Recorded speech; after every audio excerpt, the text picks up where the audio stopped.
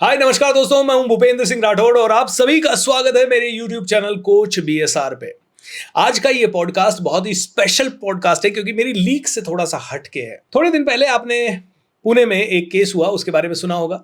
एक नवयुवक, 17 साल का नवयुवक जुवेनाइल गाड़ी चला रहे थे, पोर्शे कार, एंड दो बच्चों को उसने हिट कर दिया। उनकी ऑन द स्पॉट डेथ हो गई।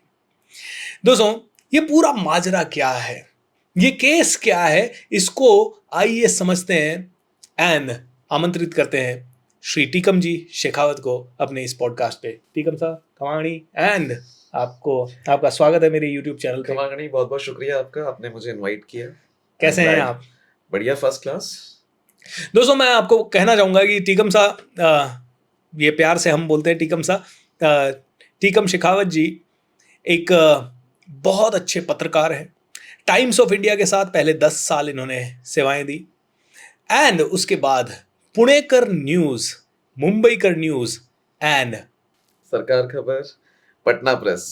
सरकार खबर एंड पटना प्रेस, इन सभी के कंसल्टिंग एडिटर एंड डायरेक्टर है टीकम साहब। टीकम शेखावत साहब, मैं आपसे पूछना चाहूँगा कि ये पूरा माजरा क्या है। पहले तो उससे भी पहले आपकी थोड़ी सी जर्नी आप बताएंगे ताकि सभी लोग, हमारे श्रोतागण सारे इंस्पायर हो सके।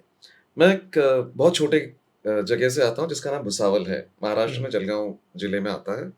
वहाँ से मैंने स्कूलिंग किया केंद्रीय विद्यालय से। उसके बाद बीबीएस और एमबीए किया उत्तर महाराष्ट्र विद्यापीठ से, और फिर उसके बाद पुणे आ गए लगभग 2007 में। For a very short time I was with government of India also, ministry of defence के साथ। लेकिन सरकारी नौकरी में दिल नहीं लगा और प्राइवेट सेक्टर में आ गए। प्राइवेट सेक्टर में पिछले 10-12 साल पत्रकारिता, मैं कहूँगा मीडिया के साथ रहा। एग्जैक्टली पत्रकारिता कहना ठीक नहीं होगा। सो टाइम्स ऑफ इंडिया के साथ बहुत कुछ सीखने मिला, बहुत अच्छे अच्छे लोगों के साथ काम करने का मौका मिला। क्योंकि टाइम्स ऑफ इंडिया, आप जानते हैं, अगर पत्रकारिता की बात हो, मीडिया की बात करो, तो वो एक एक डेस्टिनेशन है। एब्सोल्युटली। लेकिन इसी के साथ साथ जब 40 से उम्र ज़्यादा बढ़ रही थी, तो हर बार एक ख्याल आता था कि भई आप नौकरी कब तक करोगे? और पत्रकारिता भी जो मेरा दिल करे मैं वैसे ही करना चाह रहा था। यानी जहाँ वाक़ई में कुछ इन्वेस्टिगेटिव काम हो सकता है, वाक़ई में हम समाज के लिए कोई बड़ी चीज़ लाके समाज के सामने दिखा सकते हैं। और वो जो उम्मीद थी, या वो जो जज़्बा था, उस जज़्बे में पुणेकर न्यूज़ एक छोटा-सा बच्चा है जो धीरे-धीरे आगे बढ़ रहा है। और पुणेकर न्यूज़ में हमारे साथ हमारे मैनेजिंग एडिटर मुबारक अंसारी हैं, हमारे ब्यूरो चीफ सुमित सिंह हैं, हमारे और एक डायरेक्टर अमित सिंह हैं। तो ये हमारा टीम एफर्ट है, और हम चारों की जो मेहनत है, जो भाग-दौड़ है, वो इक्वल है। तो ये चार पहिए जैसे हैं गाड़ी के, और हम लोग चल रहे हैं। हम लोग अच्छा कर रहे हैं, नहीं कर रहे हैं, ये तो आने वाला समय आप जैसे जो एक्सपर्ट्स हैं, जो व्यूअर्स हैं, वो बताएँगे। हम अपना काम कर रहे हैं। एक्सीलेंट। लेकिन मैं आपसे पूछना चाहूँगा कि टाइम्स ऑफ इंडिया एक बहुत ही प्रेस्टिजियस कंपनी एंड एक प्रेस्टिजियस जॉब पोजीशन पे आप वहाँ रहे थे। उसको छोड़ना इतना आसान भी नहीं है क्योंकि वो एक बहुत बड़ा पैकेज था। I know I am not allowed to disclose that package here, लेकिन एक अच्छा पैकेज और फिर खुद का स्टार्टअप करना, एंड वो भी इस फील्ड में जहाँ पे कि बहुत चैलेंजेस हैं। आई थिंक जहाँ पे कि हर चीज़ के लिए आपको पहले जेब से खर्च करना है, अपनी ब्रांड को एस्टेब्लिश करना है। It might take 5 years, it might take 7 years, and ये बहुत बड़ा रिस्क है। How, what did you think before taking this kind of risk?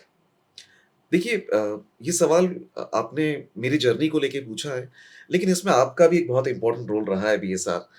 मुझे मालूम है, जब आप अपने कोच वाली दुनिया स्टार्ट कर रहे थे, तो आपका पहला जो सेशन हुआ था, वो पुणे के स्वारगेट के पास, मुकुंद नगर के पास एक जगह है, जहाँ आपने आपका पहला सेशन लिया था। और मैंने आपके कई सारे वीडियो देखे, आपके कई सारे वीडियो से मैं प्रेरित हुआ। और वो वीडियो देख के, या आपके जो सेशंस हैं, ऑनलाइन भी जो सेशंस हैं, उनको देख के एक हर बार मन में जिजीविषा थी कि अपना खुद का कुछ किया जाए, खुद का कुछ करना है। आप सही कह रहे हैं, टाइम्स में ज़िंदगी आराम से रिटायरमेंट तक पहुँचते कोई दिक्कत नहीं थी। बहुत अच्छी कंपनी है, हम बहुत अच्छा काम हो रहा था, करियर बहुत अच्छा प्रोग्रेस हो रहा था। लेकिन एक दिल में हर बार एक ये सवाल उठता रहता कि अगर खुद का कुछ करने की अगर कोशिश नहीं की, तो रिटायरमेंट के बाद ये सवाल मन में कहीं न कहीं मुझे कोसेगा कि शेखावत, तुम्हारी कोशिशों में कहीं न कहीं कमी रह गई।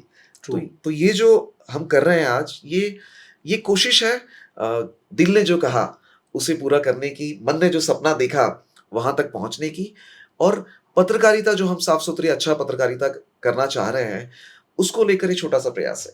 ऑसम। दोस्तों, टीकम शेखावत जी बहुत अच्छे कवि हैं, बहुत अच्छे लेखक हैं और भाषा पे ज़बरदस्त कमांड है, स्पेशली हिंदी पे and even on English also. And काफ़ी सालों से मैं उनसे परिचित हूँ। कई बार टाइम्स के साथ काम करने का हमें भी मौका मिला और आपका उसमें बहुत बड़ा योगदान, सहयोग रहा।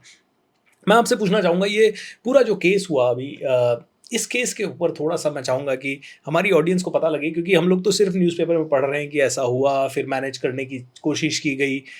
बट पुणेकर न्यूज़ ने इसमें बहुत बड़ा योगदान किया। इनफैक्ट थोड़े दिन पहले I know you were trending on Twitter, आपकी जो पत्रकारिता वो थी, वो ट्विटर पे ट्रेंड भी हो रही थी और नेशनल न्यूज़ ने भी उसे कवर किया। इनफैक्ट सभी लोग आपसे रेफरेंस ले रहे थे। सो ये एक बहुत बड़ी सफलता थी, तो मुझे लगा कि क्यों ना आप ही को इनवाइट कर लिया जाए इस पॉडकास्ट पे जी, इस चीज़ के बारे में जानने के लिए।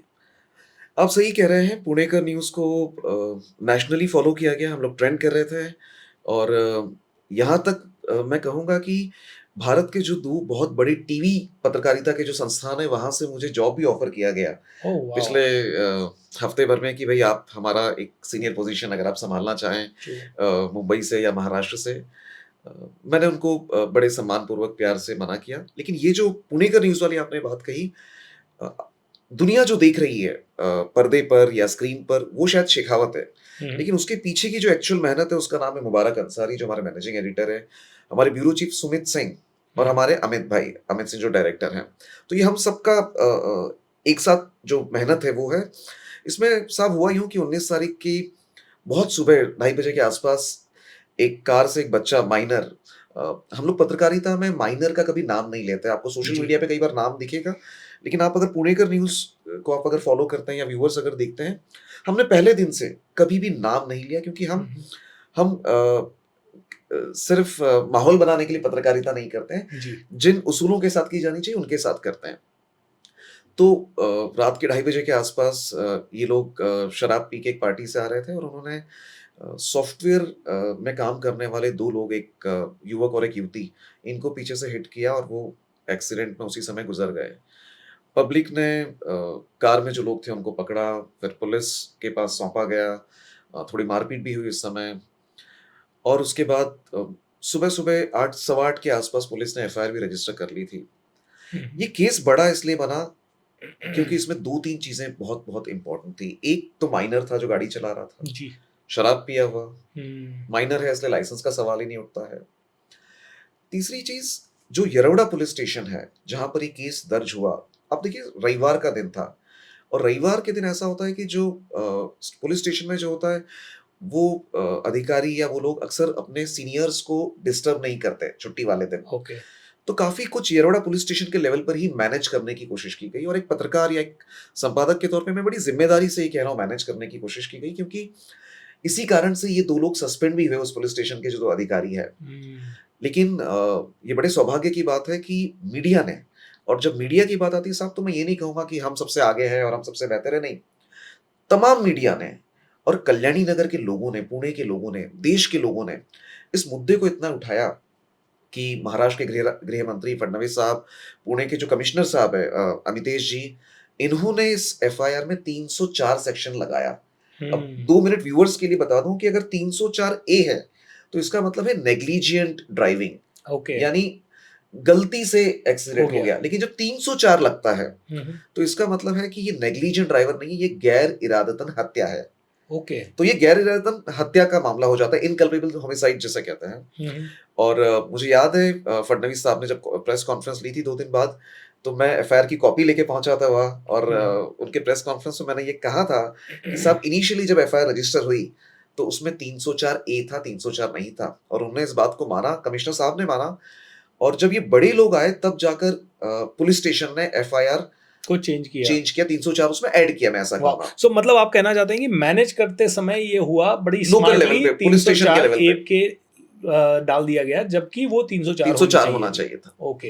एंड इवन हमने सुना कि वो ससून हॉस्पिटल में भी डॉक्टर्स ने सैंपल्स, ब्लड सैंपल्स वगैरह, मैं ये जानना चाह रहा था कि वो क्या मामला है? क्योंकि अगर मैं या कोई भी इंसान ड्राइव चल कर रहा है, तो उसी का सैंपल होगा और किसी और का सैंपल उसकी जगह कैसे आएगा? देखिए, आइडियली आप जो कह रहे हैं, ऐसा होना चाहिए, हुँ, और ऐसा ही होना चाहिए।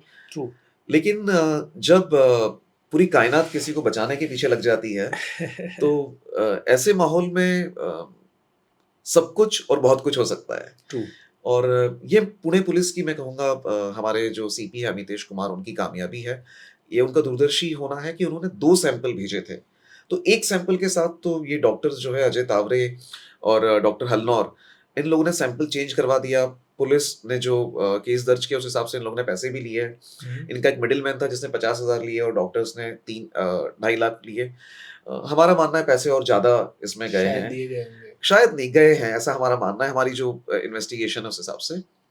और इन्होंने जो एक्यूज़्ड है, उसे बचाने के लिए सैंपल बदला क्योंकि सैंपल की जो रिपोर्ट है, जब ये केस ट्रायल में जाएगा, वहाँ पर ये रिपोर्ट एज़ एन एविडेंस काम करेगी। ओके। और एविडेंस अगर नेगेटिव होता है, हम्म। देखिए आज मामला गर्म है, पूरे देश की मीडिया इसे कवर कर रही है, लेकिन ट्रायल करेक्ट। में जाते-जाते 3 नए मुद्दे साल, आ 2 जाएँगे। साल, 5 साल। सो वहाँ पर इस सैंपल का बड़ा रोल होता है। और ससून हॉस्पिटल के ये जो कुछ डॉक्टर हैं, पूरे ससून हॉस्पिटल को बदनाम करना ठीक नहीं होगा, लेकिन ये जो कुछ सिलेक्टेड डॉक्टर्स हैं, इन्होंने पैसों की एवज़ में जो एक्यूज़ है उसे क्लीन करने के लिए ऐसा किया। ओह! ओके।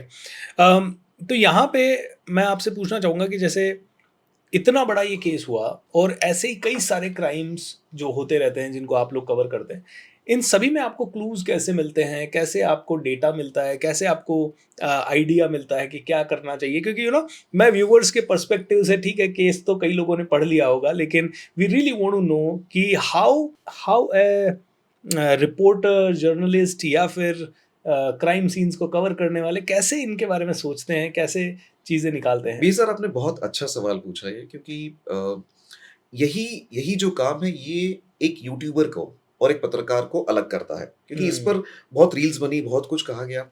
लेकिन एक पत्रकार के तौर पे जब आप कोई इन्वेस्टिगेटिव काम करते हैं, कोई केस कवर करते हैं, उसमें आपके सोर्सेस बहुत इंपॉर्टेंट होते हैं। जैसे मेरे केस ट्रू। में या पुणे का न्यूज़ की हम बात करें, तो आप ऐसा मान के चलिए कि हमारे सोर्सेस बड़े अधिकारियों से लेके कोई प्यून भी अगर कोई आदमी है, तो हमें बहुत छोटी-छोटी 15 से ज़्यादा पुणे का न्यूज़ ने ब्रेकिंग स्टोरीज़ की है इस पूरे केस में, वॉव! 15 से ज़्यादा। एक छोटा-सा उदाहरण देता हूँ। इस एक्यूज़्ड की माँ को पुलिस ने आज तड़के, आज सुबह अरेस्ट किया है। हमने ये अरेस्ट होने वाला है, ये ये न्यूज़ हमने पहले ही। कल चलाई है, कल शाम को कि ओके। ऐसा अरेस्ट होने, क्योंकि हमारे सूत्रों से जो आपका जो सोर्सेज़ हैं और ये सोर्सेज़ आपको डेवलप करने पड़ते हैं, इसमें समय जाता है। हुँ, हुँ, और हुँ। कई बार ऐसा होता है कि सोर्स जो है वो किसी लालच में या किसी प्रेशर में आपके साथ धोखा भी कर सकता है। तो हुँ, आपको हुँ। बार-बार अपने सोर्स को रेटिफ़ाई भी करना है कि वो कितना मज़बूत है, वो कितना सही है। तो ये सब जो हमने डेवलप किया, इनसे जो हमको क्लूज़ मिलते थे या थोड़ा बहुत आप ऐसा मान के चलिए कि जो सेक्शंस होते हैं, जैसे 304, 304 ट्रू। ए की जो बात है, उसका नॉलेज होना, सोर्सेज़ और पुराना जो एक्सपीरियंस है, इसको मिला के जो एक कहानी बनती है, हुँ, वो हुँ। कहानी सत्यता के आधार पर कितनी उचित है, वो आपने ठोक बजा के चेक करना है। ट्रू। उदाहरण के तौर पर पुणेकर न्यूज़ के एक कंसल्टिंग एडिटर होने के नाते मैं या हमारे जो साथी हैं मुबारक सुमित, हम लोग जो सिस्टम बता रहा है हमको प्रेस कॉन्फ्रेंस में, हुँ, हुँ। हम लोग उस पे बहुत ज़्यादा विश्वास नहीं करते हैं। ओके। हम अपनी इन्वेस्टिगेटिव हमारी हमारी जो टीम है, हमारे जो सूत्र हैं, क्योंकि सिस्टम आपको वो बताना चाह रहा है जो सिस्टम चाहता है। ट्रू। सिस्टम दुनिया के सामने जो लेके जाना चाहता है, सिस्टम आपको वही प्रेस कॉन्फ्रेंस में लिख के देगा। लेकिन एक अच्छा पत्रकार होने के नाते ये आपका काम और आपका धर्म है कि आप सच्चाई को सामने लाएँ। और एब्सोल्युटली। उसके लिए आपका अपना एक नेटवर्क होना चाहिए, आपके सोर्सेज़ होने चाहिए।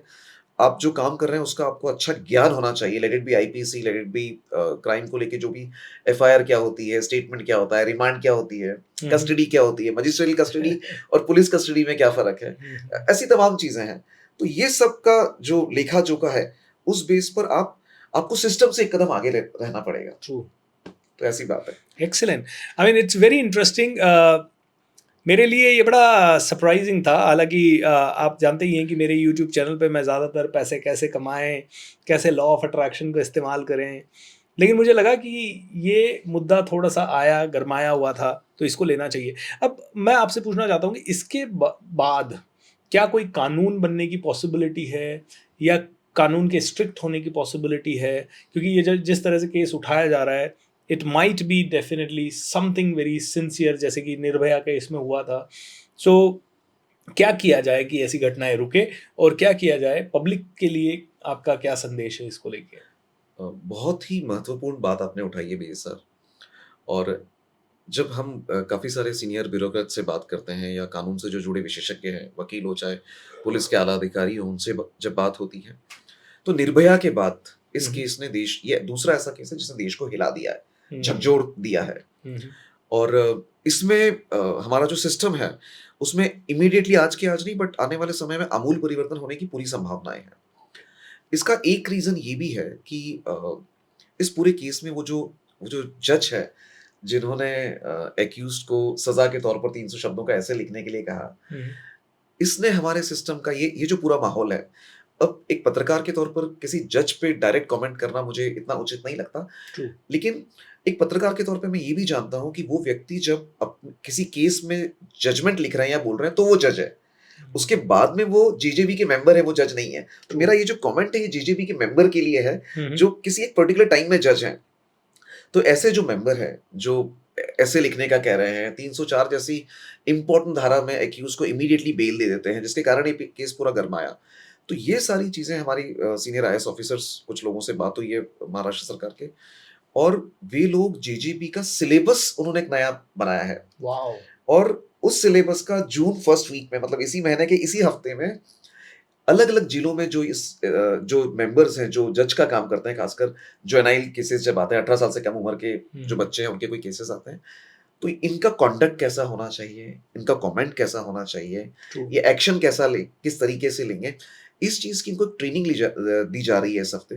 तो ये भी एक बड़ी कोशिश है गवर्नमेंट की तरफ से। एब्सोल्युटली। तो जैसे अभी ये अक्यूज्ड जो है 17 साल की उम्र के बताए जा जी। रहे हैं, तो क्या इस केस में इन्हें एक माइनर की तरह ट्रीट किया जाएगा या मेजर की तरह ट्रीट किया जाएगा? बिकॉज़ न्यूज़पेपर में हर तरह की चीज़ें हम पढ़ रहे हैं कि इनके साथ वो ट्रीटमेंट होना चाहिए क्योंकि ये दारू भी पी रहे हैं, गाड़ी भी चला रहे हैं, पार्टी भी कर रहे हैं, मतलब सारे कंडक्ट तो 18 साल से ऊपर वाले हैं।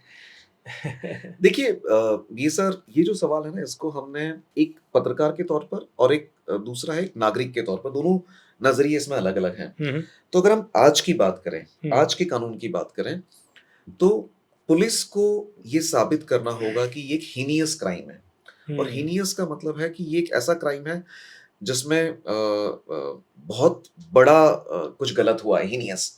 और वहाँ पर कानून व्यवस्था को एक ऐसा डिसीजन लेना चाहिए, एक ऐसी एक्शन लेनी चाहिए कि आने वाले समय में लोग कतराएँ, ऐसी गलती ना करें। अपने बच्चों को गाड़ी देने हाँ, से तो पहले। ये कानून में इस चीज़ को पुलिस को प्रूव करना होगा।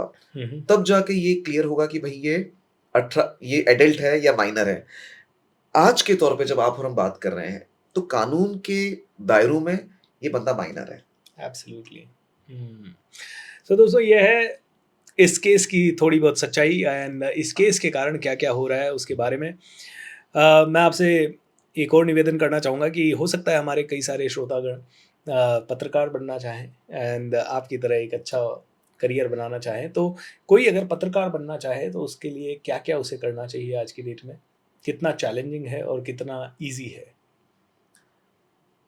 देखिए, पिछले काफ़ी समय से हमारी जो लाइफ़ है बीएसआर, वो ऐसी हो गई है कि मुझे याद है इतना, क्योंकि आप जो टीवी पर देखते हैं या आप जो साइट पर देखते हैं या वीडियोज़ में देखते हैं, वो 2 मिनट 3 मिनट की रिपोर्टिंग होती है, लेकिन उसके पीछे जो काम है वो 16-16 घंटे का होता है। ट्रू। आप ससून हॉस्पिटल में आप 8 घंटे वेट कर रहे हैं, आप पुलिस के कमिश्नर ऑफिस में आप वेट कर रहे हैं। सोर्स जो है वो आपको खबर तो दे रहा है, लेकिन ये कह रहा है कि भई मेरा नाम कहीं नहीं आना चाहिए। हुँ।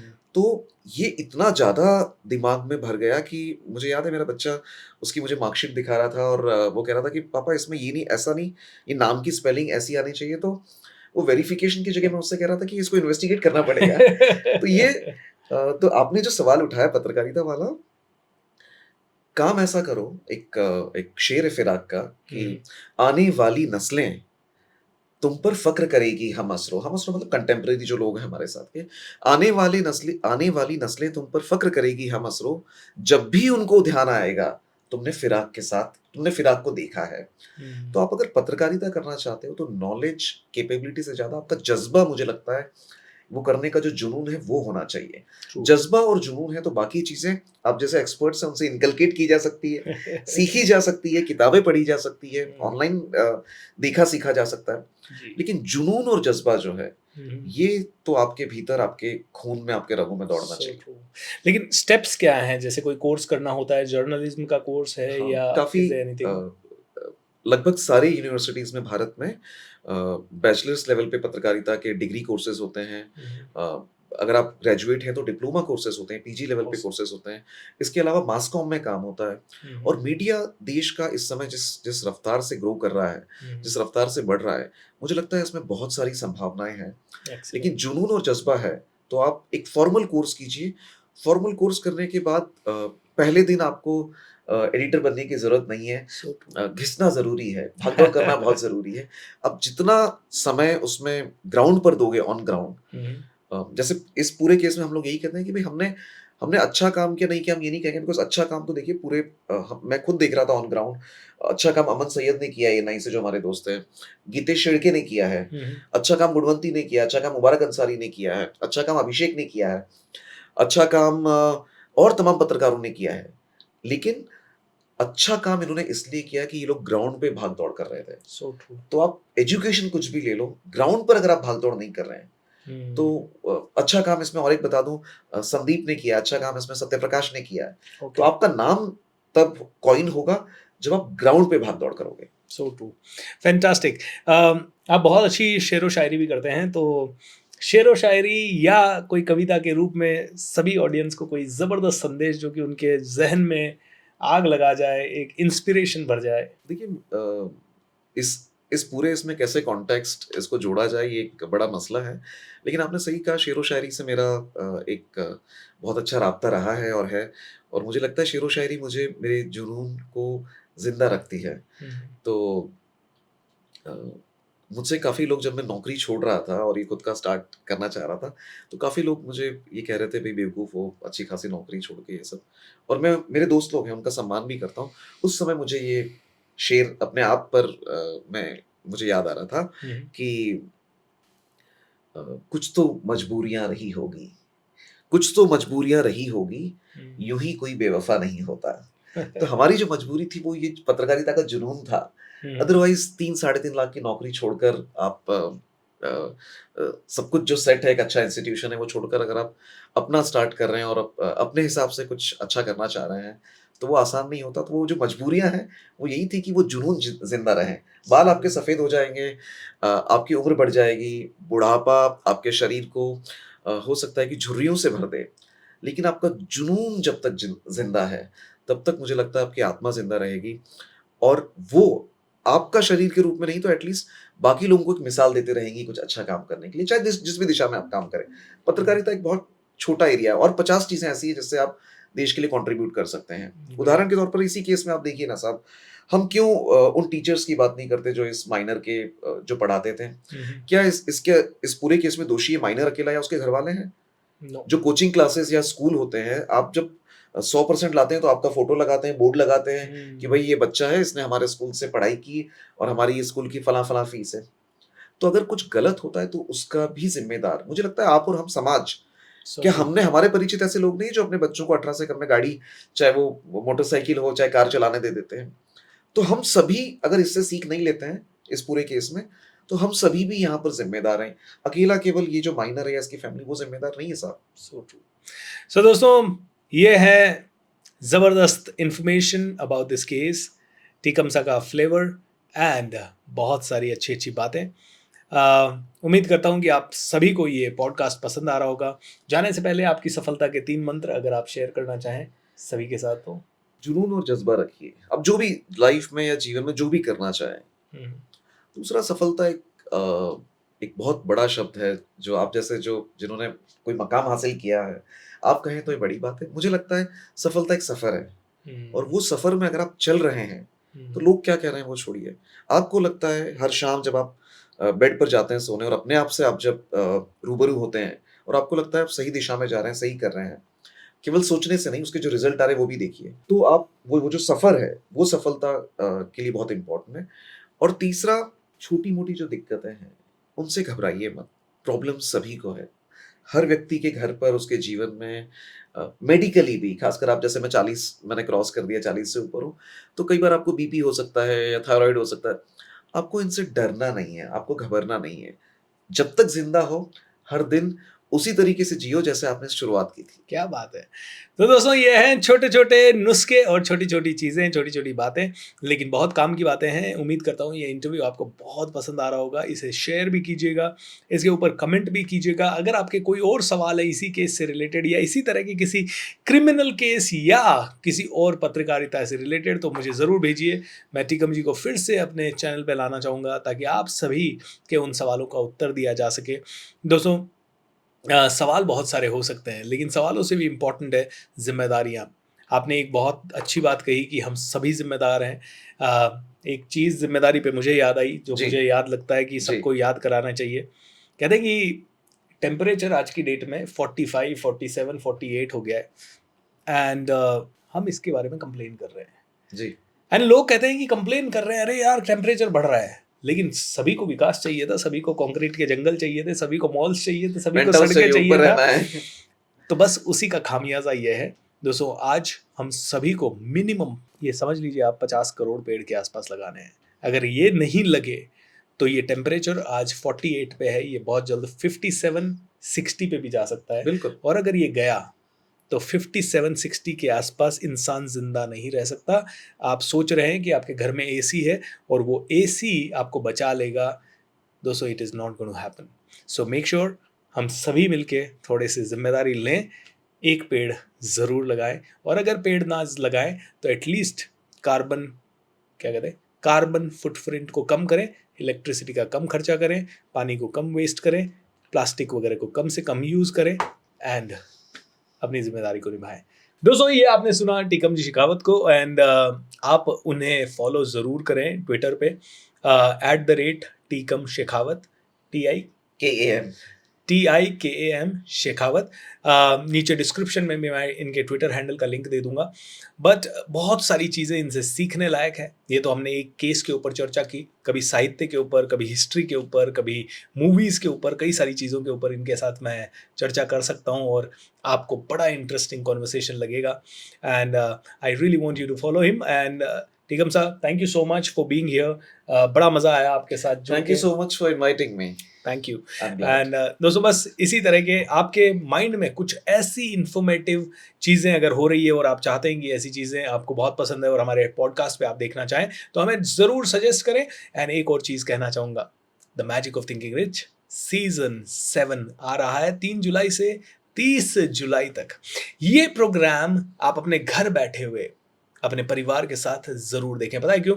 क्योंकि अभी तक 6 सीज़न हो चुके हैं, 1 करोड़ से ज़्यादा लोगों ने इसका लाभ लिया है।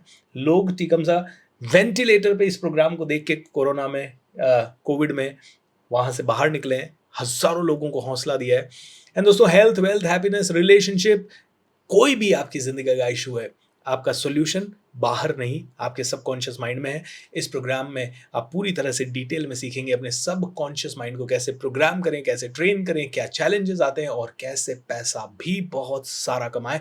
So stay tuned. 3 जुलाई से 30 जुलाई रोज़ रात को 8 से 9:30 बजे मेरे यूट्यूब चैनल कोच BSR पे रोज़ मुझसे जुड़े। डिस्क्रिप्शन में रजिस्ट्रेशन का लिंक दिया गया है, अभी रजिस्टर करें। See you in the magic of thinking rich. Thank you so much. आपने Thank you so हमें much. बुलाया और बहुत अच्छा लगा आपसे बात करके। बहुत बहुत शुक्रिया आपका। थैंक यू टीकम साहब and thank you so much everyone. Share कीजिए ज़्यादा से ज़्यादा लोगों के साथ। Lots of love. Thank you. See you.